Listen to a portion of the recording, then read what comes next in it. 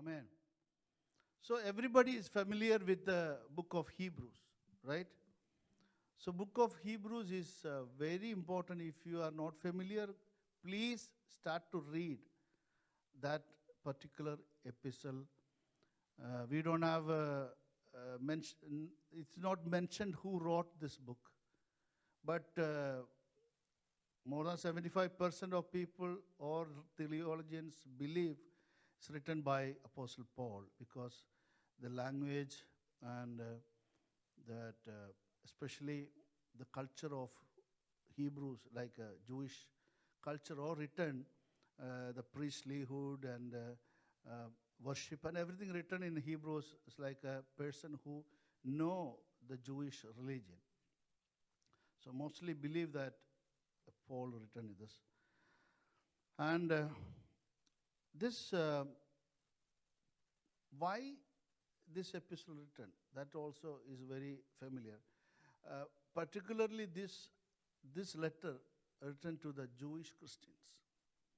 Jewish Christians, they had so many privileges. It's not like a Gentile person come to the Lord. So the difference between a Gentile and a Jewish person, so many differences. Number one is a Jewish person, he won't worship idols, right? His background is very good. He has a good background. And he is believing and worshiping the real God. And the New Testament is the new covenant. When they understood that, many Jewish people came to the Lord Jesus. They believe in the Lord. So this particular, just even though there is so many privileges these Jewish people had, but they were so much sluggish people. That's why particularly this epistle written to them to warn them and told them, again, look to the children of Israel and study their life and be careful our Christian life. And but the Gentile people, they had all kinds of idol worship and all kind of other type of life, and they found the Lord. And the problem is what happened in that church, Hebrew church. The Gentiles and Hebrews came together. For the Jewish people had so much, their prejudice there. They cannot have mingled with the Gentile people. So their religion was so much affected them. So many of them taught, first you have to become a Jewish religion, you have to convert to Judaism, then only you can become a Christian. That kind of teaching was there. First you have to circumcise, and then you join in the Judaism, then only you can become a Christian. That is a big problem. So they could not have mingled with, they could not accept that we all are one in the Lord Jesus Christ. There was problems, just like now. The prejudice is there, right? Black church, white church. And in India, in Kerala, still, that's a problem of a complete, if you don't have that complete repentance and until you realize that you are dead in the Lord Jesus Christ, you always have your caste system and everything. Even though you are born again, baptized, everything, still there are so many people keep their religious background. Even I have seen people give matrimonial advertisements. Particularly they will say, a Pentecostal, Syrian Pentecostal background. Or, they will say, why they are doing that? I know that the culture difference are everything there. But if you cannot accept your fellow believer as your own, something wrong in us. So, I'm not put anybody down, but you think yourself, if you have that type of mentality of caste system, that's what great curse in India. There was a 4 caste systems were there. Still, people keep that in mind. Even though you have become a child of God, still you will have all kinds of mentality of prejudice. So, my humble request, we don't need that in our church. I believe Masih Mandir will be a multicultural. Anybody can come here, and do not look anybody down. If a black person comes, or white person comes, or the Mongolians, or Far East, do not look anyone down. Understand, all are created by God, and everybody came from Adam and Eve. You agree with me? Hallelujah. So this particular epistle is very important. That's why Apostle wrote this. You leave all your prejudice. Come back, understand, accept everybody in the name of the Lord. The love cast out all the prejudice. I believe it. From my heart, I say, I love everybody. I love every nation. We have to serve everybody. Don't think that I'm from a big, great caste. I cannot do the sweeping. Don't think that. One good thing about America, I like, whether the, people who clean the place, or the manager, or doesn't matter. They will go, if they come to the office, they will go and make the tea for them. But in India, it's not like that. There will be called a peon, attendant, everything in India. That's a curse. The upper class will command to the lower class. In Christianity, doesn't matter. Everybody is equal. Can you say amen for that? Amen. So the epistle to the Hebrews contains more solemn warnings against the danger of falling away. How? By drifting, unbelieving, negligence, laziness. Is there any other book? You cannot see many of the epistles in this. Particularly, we can see it in Hebrews. Hallelujah. So, the situation of many professing non-Jewish Christians today corresponds to that of the Hebrew believers at the time of New Testament. Is it true? Yes. Many of, especially the Pentecostals, there's a belief they are, I think the Pentecostal Christians have, the fear of God is less in the churches nowadays. No fear of God. We have to tremble before God. We have long enjoyed many special privileges and benefits. But all too often, these have not produced in our lives the fruit that God requires. Today, we are the ones who need to be warned against such things as drifting, unbelieving, negligence, and laziness. It's not only to you all, beloved, to me also. You have to be very careful these days, especially. This coronavirus, the COVID-19, is a warning to us. I believe this all happened for good. The situation came. Instead of going away from God, you have to come more closer to the Lord these days. Hallelujah. And consider the fellowships, the importance of fellowships. Consider the importance of prayer. Consider the importance of fasting these days. So now I am coming to the first warning from the book of Hebrews. Let's go to chapter 2. Verse 1 to 4 is written the first warning. So let's study. Let's learn what the Holy Spirit mentioned in the book of Hebrews, first warning. For this reason, we must pay much closer attention to what we have heard, so that we do not drift away from it. Next verse. For if the word spoken through angels proved unalterable, and every transgression and disobedience received a just penalty, how will we escape if we neglect so great a salvation? After it was the first spoken through the Lord, it was confirmed to us by those who heard. God also testifying with them, both by signs and wonders and by various miracles and by gifts of the Holy Spirit according to his own will. 4 is there, right? Okay.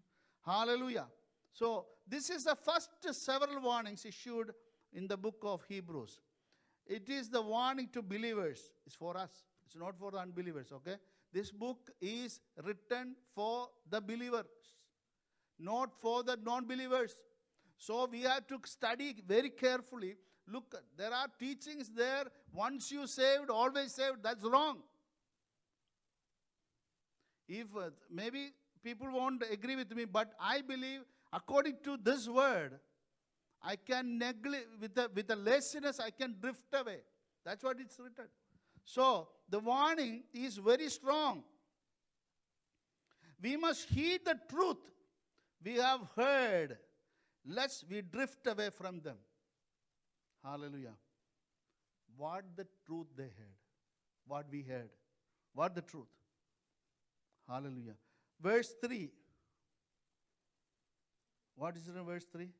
It's the truth of salvation. Hallelujah. The truth of salvation.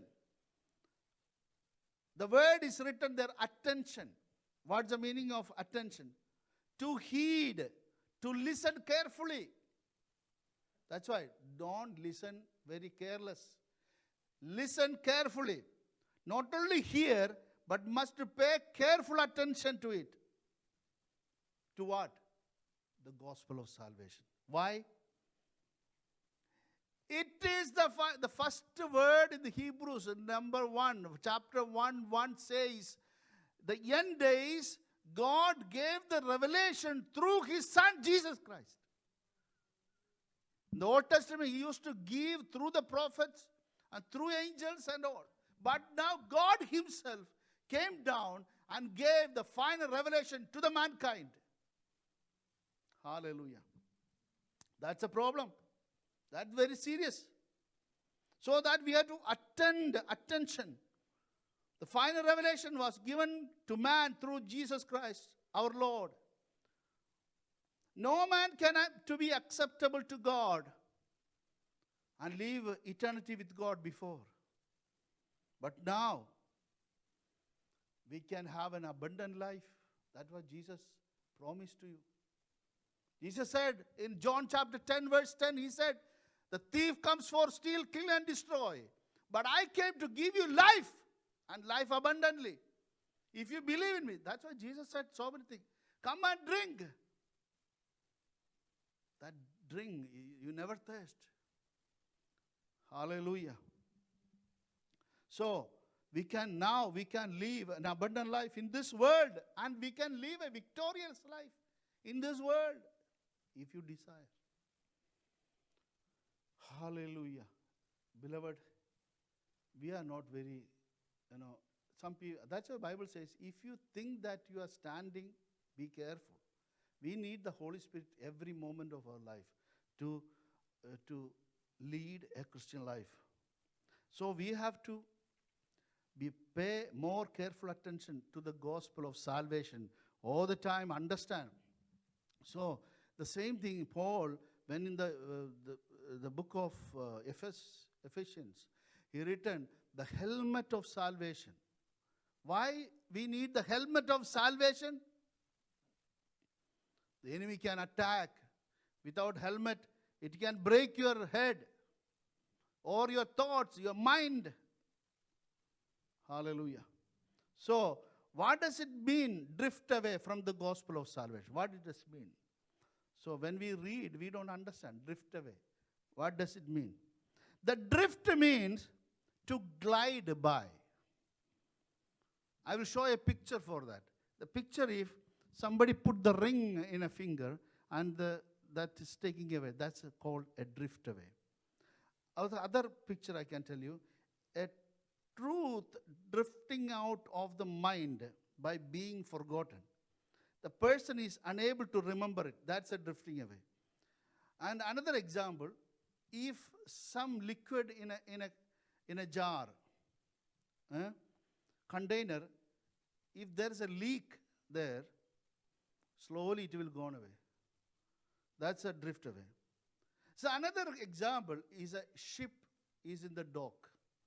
If a ship there, and that's without the, if there's a miscalculation of the captain, or his sleepiness, or carelessness, or inattentiveness, or drunkenness, the ship can drift away from the harbor. Dangerous. We must all anchor our lives to the truth of salvation.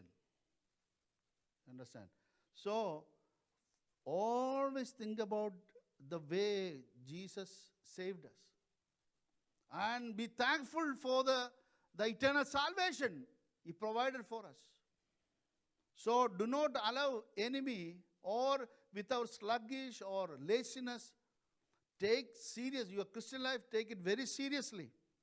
Hallelujah. So we must all anchor our lives to the truth of salvation. We must heed them lest the ship of our lives drift away from the safety of salvation. Can we go to 2 Peter chapter 2 verse 15? 15. Forsaking the right way, they have gone astray, having followed the way of Balaam, the son of Beor, who loved the wages of unrighteousness. Can you put the verse 20 also? Verse 20. For if, after they have escaped the defilements of the world by the knowledge of the Lord and Savior Jesus Christ, they are again entangled in them and are overcome, the last state has become worse for them than the first. So, return here. Let's go to Revelation chapter 2, verse 4. Revelation 2, 4. Hallelujah. Thank you, Jesus.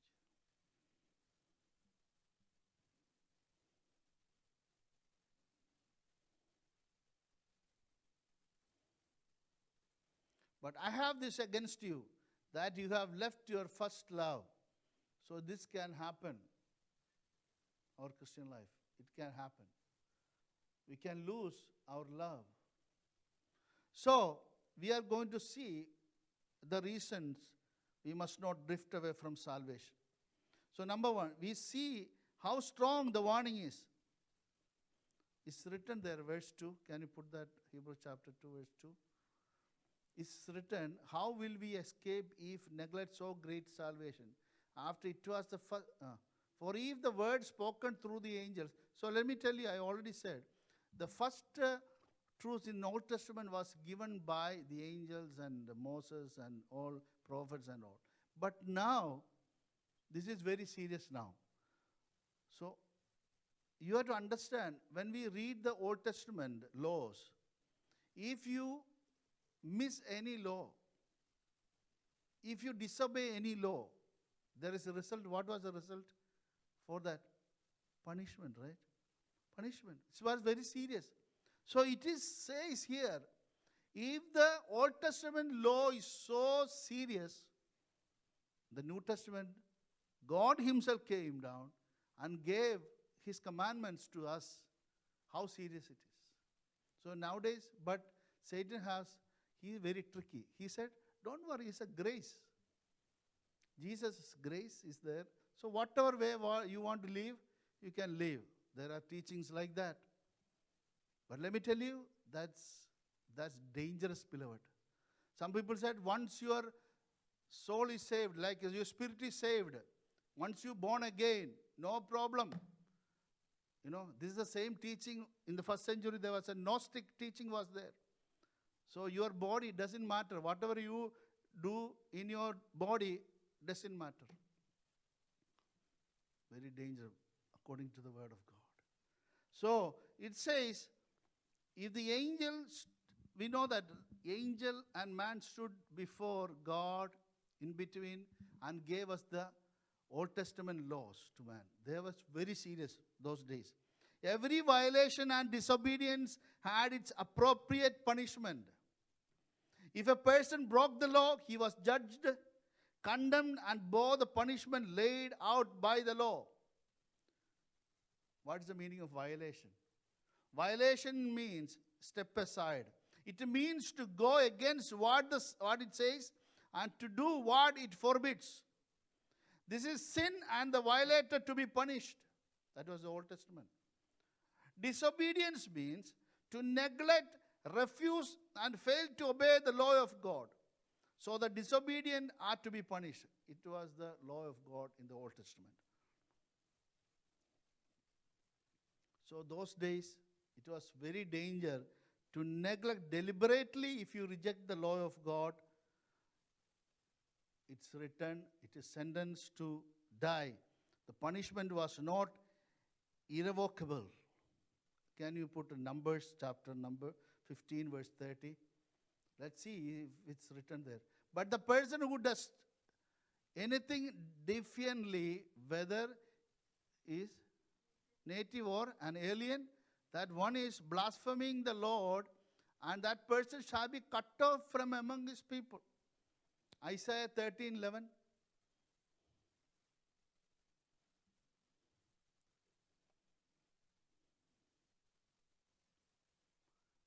Thus I will punish the world for its evil and the wicked for their iniquity. I will also put an end to the arrogance of the proud and abase the haughtiness of the ruthless. Let me tell you, now the first reason the Old Testament law was very serious. The second thing is, verse 3 and 4, chapter 2, verse 3 and 4. It says, the second reason, the New Testament, God's things are more serious. 3 and 4. Hallelujah. How will we escape if we neglect so great a salvation? That means the New Testament salvation is more important and dangerous than the Old Testament laws. After it was at the first spoken through the Lord, it was confirmed to us by those who heard. So, the judgment under the Lord's word of God, is to be much more severe than judgment under the law of Moses. You know why? There are 3 reasons. Number 1, salvation is so great. Think about the evil and the sin over the earth. People are not at all scared to do any harm to anybody. Especially in 21st century nowadays. So many abuse, so many robberies, so many rape, so many bad things. We cannot even fathom what things are going on, the evil going on. Hallelujah. So, but what is salvation? Salvation by the Lord Jesus Christ is escaping or deliverance from this kind of evil world.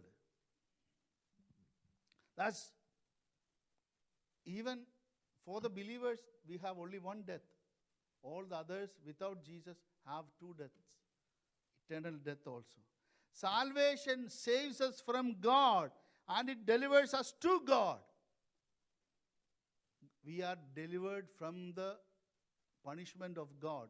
Everybody who sin should be punished. But Jesus took the punishment for us. And when we agree on it, what happens? God opened the ways for us to come before his throne of grace. Hallelujah. And God has accepted us. And he gave us the eternal life. Hallelujah. So this salvation gave us a hope for a new earth and a new heaven.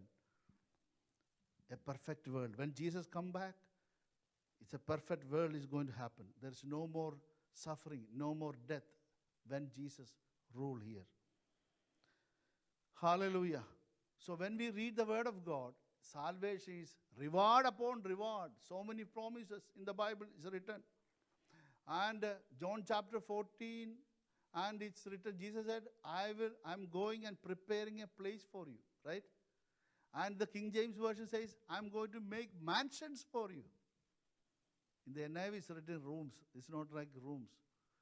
God is preparing mansions for them. The real, the original word, original language is written like that. Hallelujah. So God said, you will be reign with him. So we'll be always worshiping the Lord in front of him. So salvation, what all salvation did? Salvation did, God gave us a Savior. Hallelujah. Who is that Savior? Our God himself. That's why I said, if you ignore this, it's a great salvation. How can you escape? The second thing, there will be no escape from judgment because the word of salvation was given by the Lord himself. He didn't send an angel to proclaim the salvation, but he came himself. Jesus could have do that, right? He could have sent anybody to proclaim, or anybody, he can appoint somebody to die for us. But he didn't do. Because Bible says God so loved the world and he gave his only begotten Son.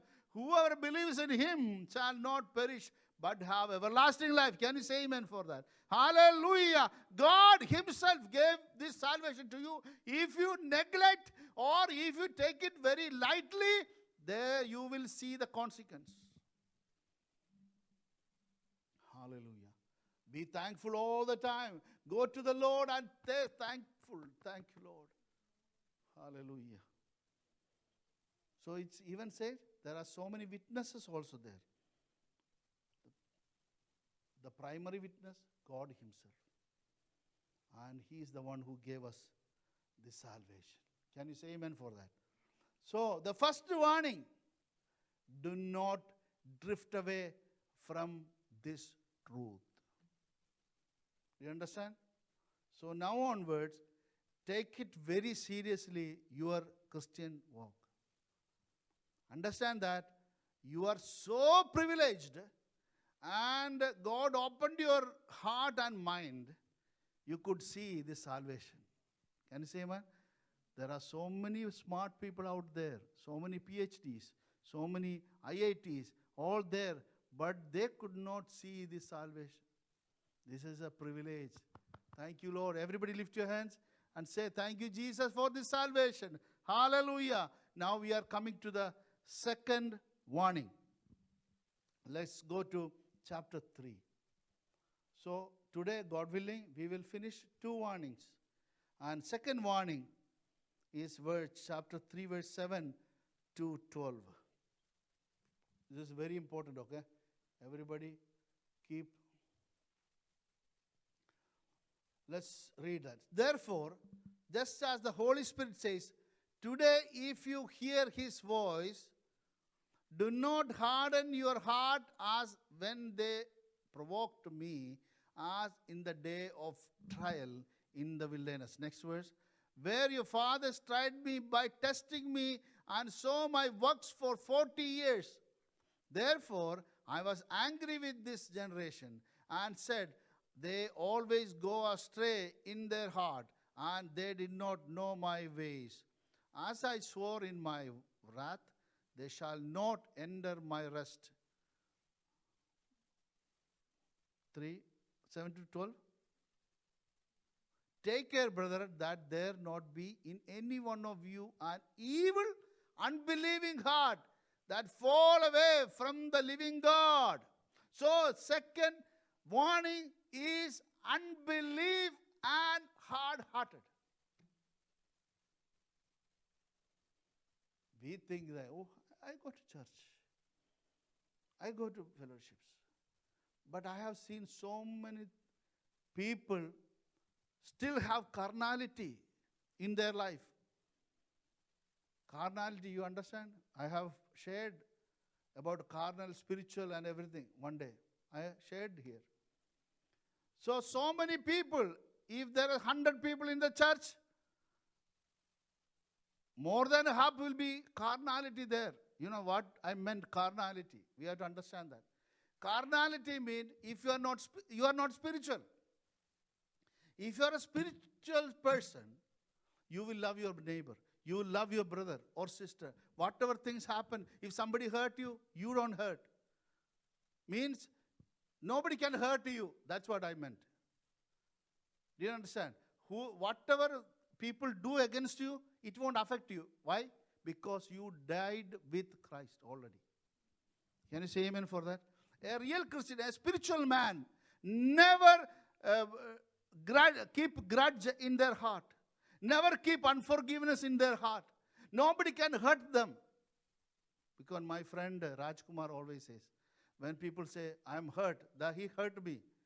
He said, where to hurt? Your ego hurt. If a real Christian, if you died with Christ, there's no ego. Your ego is dead. But if still your ego is up, if somebody said about you, or somebody immediately that is affecting you, that means you are not dead yet. Maybe you are a namely Christian. But I want every day, Lord, I want to die every day. That's why if you go and read Paul's epistles, the end, the last epistles and all, he becomes so humble. And he said, so many people did so many bad things against me, but it won't affect me. That's why Paul said, I no longer live, but Christ lives in me. So, because of the carnality, people become unbelievers. Did you understand what I'm saying? Unbelievers means I am not talking about the non-believers. You look like you are born again and baptized and everything. But what I'm going to tell you right now is a very danger. This warning, hardening your heart, is very important. And it says, the punishment, the judgment, is you are missing God's rest. Let's go to Psalms 95, verse 7 to 11. Let's read that. Psalms 95. Hallelujah.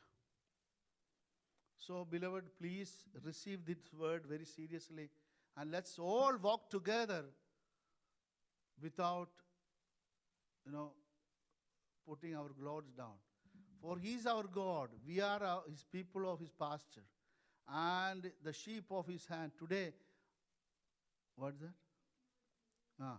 Do not harden your hearts as at Meribah, as in the day of Massah in the wilderness. You can go and read that all. The importance of these warnings and the danger of disobeying is pointed out in two ways. The word says, is in the present tense. It says, it says, it's not said. Let's go and read that again. Chapter 3, verse 7. Where that Holy Spirit it says, there. Therefore, just as the Holy Spirit says, that's a present continuous tense, right? Present tense. It says, that means Holy Spirit still talking to us. Do not harden our hearts. Just like whom? The Israelites. I don't know. Many places in the New Testament said to us, encouraged us or exhorted us, you go and study the life of Israelites. Do not be like them. Very clearly, Old Testament says that much of more than 600,000 people delivered from Egypt under the slavery of Pharaoh. That's like the picture of salvation, okay? From the sin and bondage and slavery. We came out. Same way, that's a good picture. They saved under the command of Moses. They came out. What happened? They were on the way to the promised land, Canaan, right? But Bible says, because of their unbelief, hard of the hearts, what happened? They all dead in the wilderness. Only 2 people escaped. Who are they? Caleb and Joshua. They believed. So, we have to be very careful. It very clearly says, we heard this message from his son, Jesus Christ. So, That means the people under Moses, we are more serious. New Testament is more serious. So do not harden your hearts. The Holy Spirit, generation to generation, Holy Spirit is giving the exhortation, do not harden your heart. It's not only for the Israel people, okay? That's why that word says, understand, do not says, Holy Spirit says, that's continually says to the generations and generation, Holy Spirit continuing speaking to us, do not harden your heart. It's a present tense. The charge is very important to all the people. So it's a greater danger in disobeying this charge. What does it mean, hardening heart? Israel's, the wilderness experience, that's teaching us this, shows us. They wandered in the wilderness 40 years. During that time, they committed 4 sins that hardened their heart. Through that sins, their heart becomes so hardened. Number 1, they rebelled against God. 2 phrases we read about Meribah and Massa. This is a Hebrew word for rebellion and testing. That's 2 places in the Old Testament. In the Meribah, these 2 places, they tested God. Hallelujah. It's all written in the Exodus chapter 17 and Numbers chapter 20. Go and read it. When they were thirsty, what happened? When they were thirsty, they disbelieved God that He can provide and care for them. You know that stories, you know. When they were thirsty, immediately they began to murmur against God and to Moses. They said, oh, they were always doing that. And another more serious thing they did, they regretted that they left Egypt. Have you read that? All that, we had everything in Egypt. We had onions there and we had meat there. These slaves, I don't know. These guys were beaten by them all the time. And now they're saying, we regret that we came with this guy. You have to understand this 40 years, these people, not even their sandals or their dress, everything was like new. That's Bible says that. They were walking supernaturally, still they could not believe or trust that Heavenly Father. And New Testament Christian is an example like Israelites. The story is same.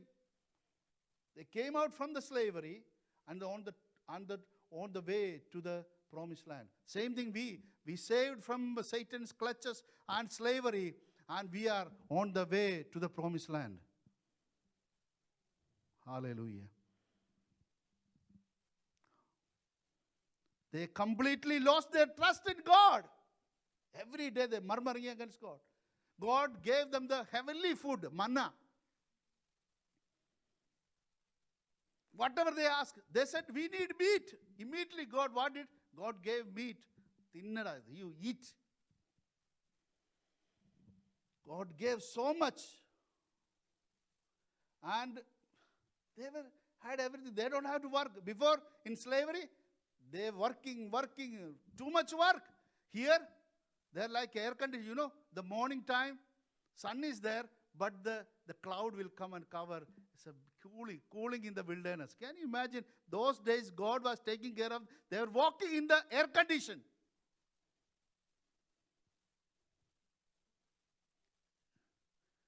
I don't know how people become like that.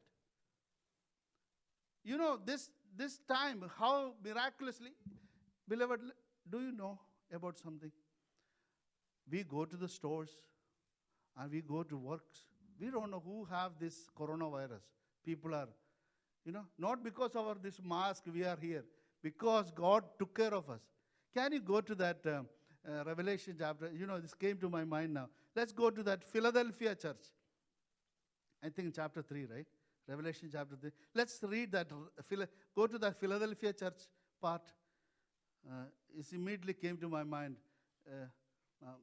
Philadelphia. Is that Philadelphia? Read that. Mm. Ah. Chat. Then your dates.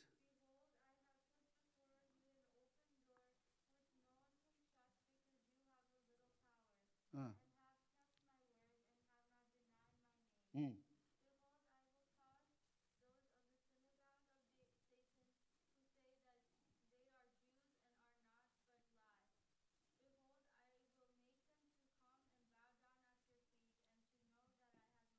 Next word.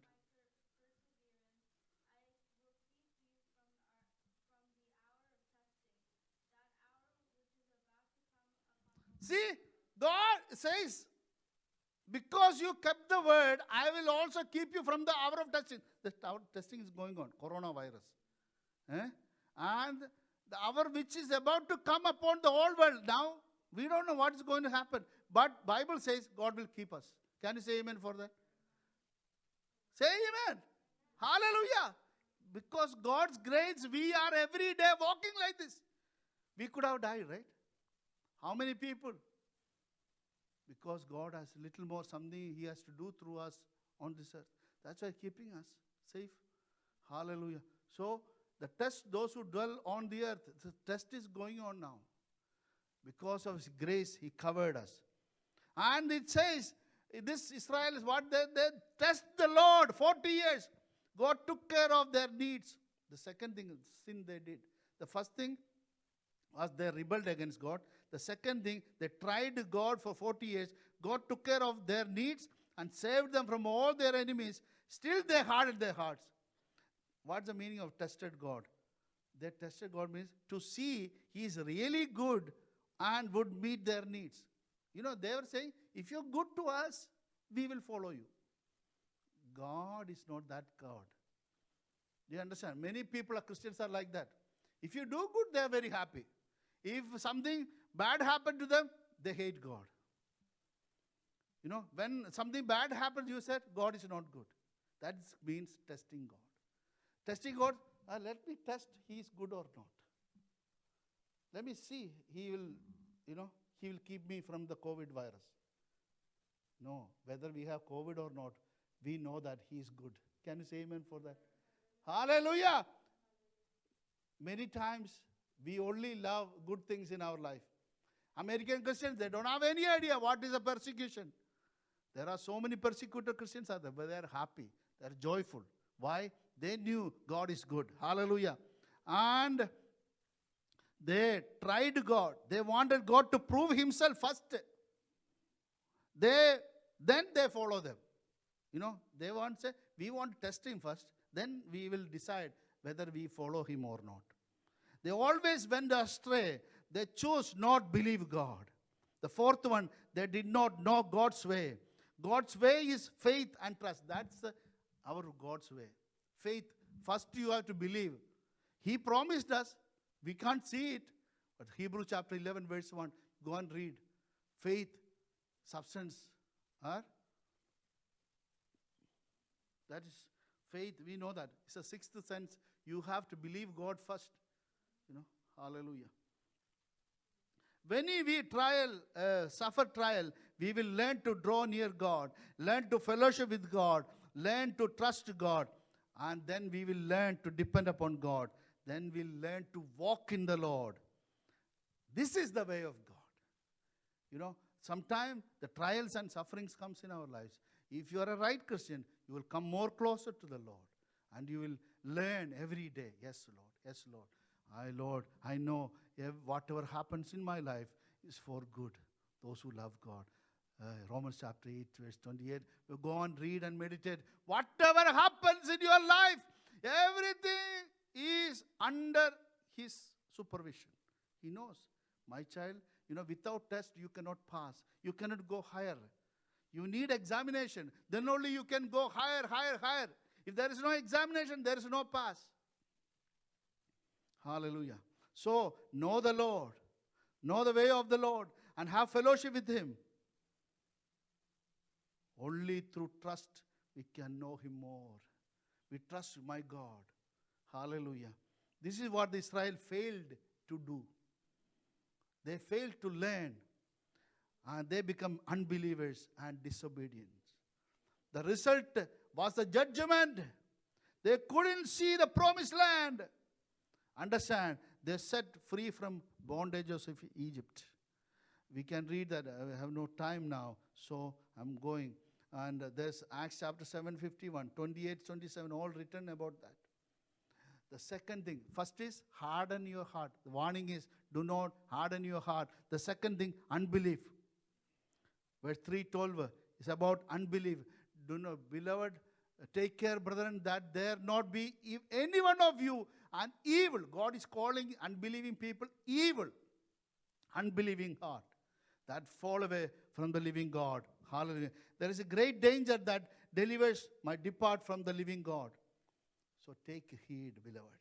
Watch for an evil heart of unbelief. What type of heart is this? It is a heart that stands off from God. They renounce God. They rebel against God. They do not trust God and His promises. God has given us promises. You don't trust Him. Bible says so many things. Jesus said, do not worry about tomorrow. But we worry all the time. That is disobedience. That means unbelieving. That God called, that's an evil heart of unbelievers. Hallelujah. It was the great failure of Israelites. They just failed to believe God, to trust that He would do what He said. God said, I'm going to lead you to the promised land. He said so many promises. But they said, oh, this God cannot do it. We are going to perish in this wilderness. Why? They always rebelled against Moses. Sometimes Moses went and cried. Sometimes they tried to kill Moses. So many things happened in the wilderness that 40 years. Keep on. Is the same life we are doing right now? Hallelujah. So what we have to trust Him. Hallelujah. Our God is to trust that He would do what He said. And God will take care of us. And He is able to provide for us. And He is able to bring us to the promised land. Can you say amen for that? The great failure for today is the very same thing of what Israel has had. Unbelief. People just do not believe God that He will do what He says. This is a problem. Hallelujah. So time is up. So let's all stand up in the presence of God. Hallelujah. So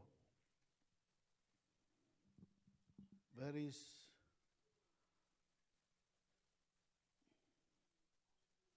our Christian life right now? What kind of situation you go through? What is your mentality towards God? Are you a person always complaining, Lord, why you are doing this to me? Hallelujah. Thank you, Jesus. Let's take a moment. 2 warnings today I said. Do not harden your hearts. And first thing I said, do not drift away from the salvation. Be careful. The second thing in chapter 3, we said about hardening our heart and unbelief. There's a warning to the believers, Christians. So it can happen. So God, the Holy Spirit, is preparing us for something great in the coming days. Hallelujah. Beloved people, forgive me if you are not believing this thing.